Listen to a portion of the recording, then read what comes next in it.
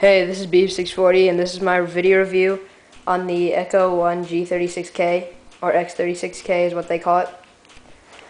FPS of this gun is 380 to 400, even though on Airsoft GI, which is where I got it, they say it's about 360, but everyone I've seen or talked to says it's over that when they chronoed it. I've heard people actually say it's over 400, but mine's probably a little less maybe, because I didn't chrono it, but I tried to shoot it through the bottom of a Coke can and it didn't go through, so it must be under 400. But it just all depends on which one you got. They're made differently kind of sometimes. So next, the weight is about, just the gun without any accessories is about 6 pounds. Just because it doesn't add on because the body's made out of plastic. So if it was metal, it would have been a lot heavier, because it's a lot bigger than it looks right now. I was surprised how big it was when I got it from the box. But with all the accessories on, it's probably about 7.5, 8 pounds. With the accessories I have on it, depends how much accessories you have on it. The rate of fire is really good. I think it's about 20 per second, which is actually really good. It's a really nice rate of fire. And if you want, you can see my rate of fire and firing test of this, which I'm going to make after I make this video actually. So yeah, the rate of fire is really great. Accuracy, it says it's about up to 150 feet. And I'm saying that's the minimum because I put a scope on mine and it's extremely accurate. I can make it hit the dot on the red dot site from like opposite side of my yard, which is pretty far. So I'd say maybe 200 yards is still accurate. You just have to shoot a little higher than what you're aiming at. So the box includes the gun, of course. It does not come with the foregrip or the scope I got for it. And it comes, I'm not sure if all of them come with it, but mine came with a metal flash hider, or steel flash hider.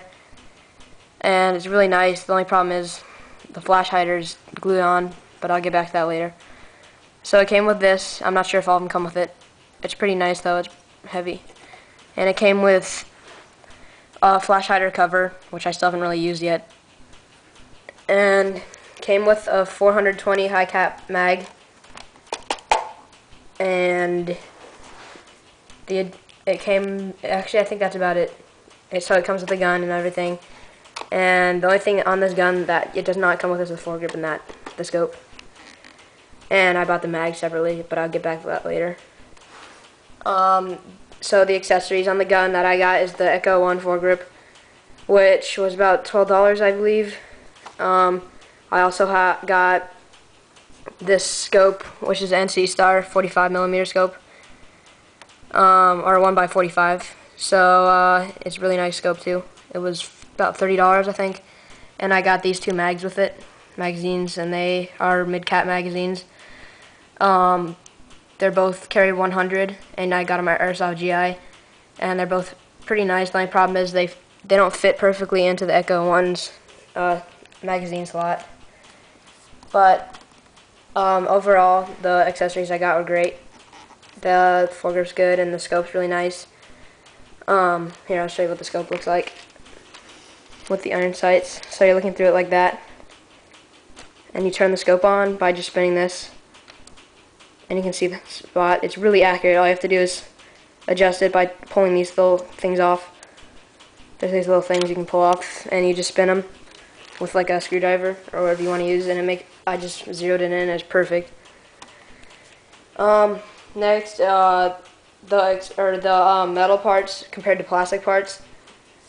So the body is plastic. The outer body, this is ABS plastic, which is a really strong plastic. And I guess I've heard that the real actual G36 is made out of a sturdy plastic like this. So is this. All the outer body is. The stock's made out of plastic too, but it's really strong, so don't think that you shouldn't get the gun just because it's made out of plastic, because it's really strong.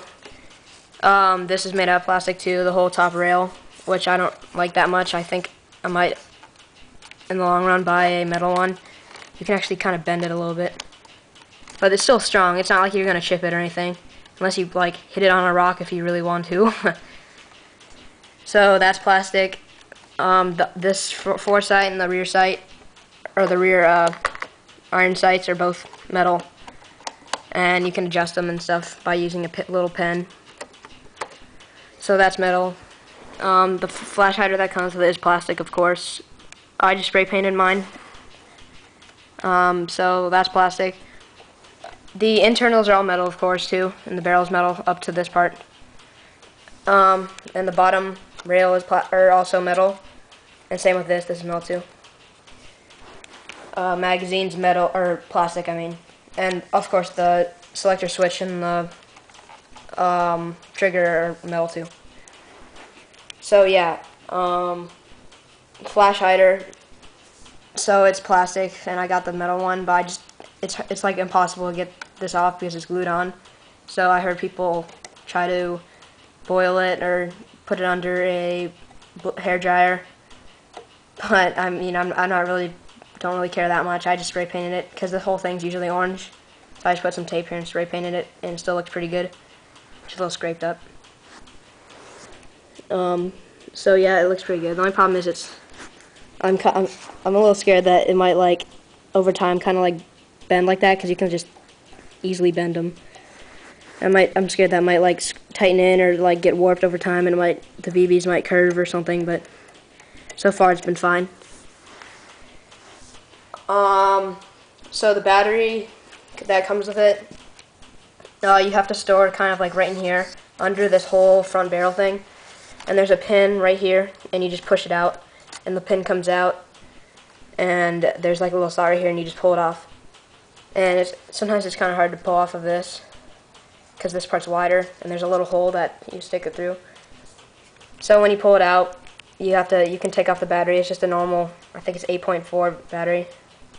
And putting it back in can be a pain sometimes, but you pretty much get used to it. You just have to stick it in like a little notch right here, and then you just put the thing over top of it, and sometimes it's hard to like get it right, the whole barrel thing, because it's like a huge part of the gun.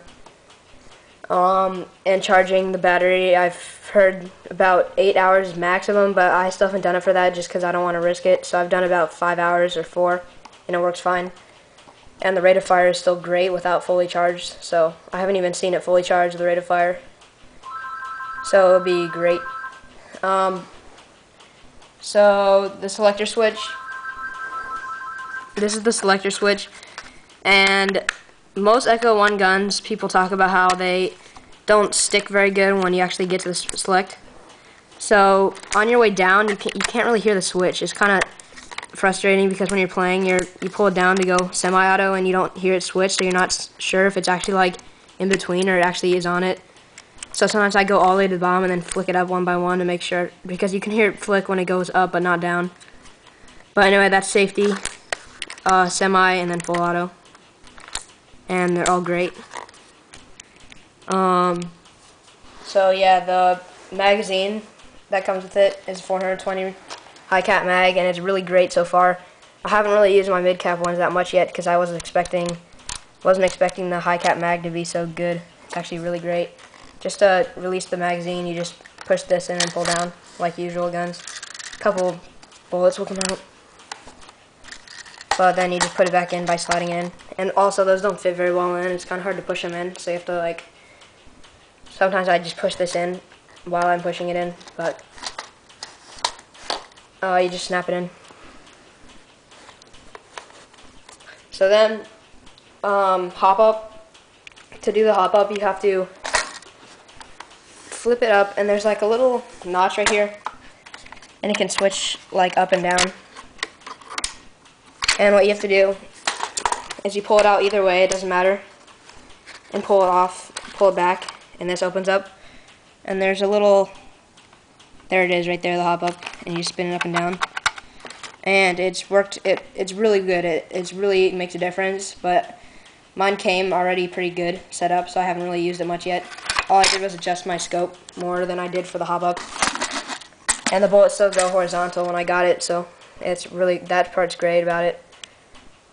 Iron sights, there's this part, and you can switch it up and down, and there's two little circle sights, and you look through it to the front one, and those are both metal.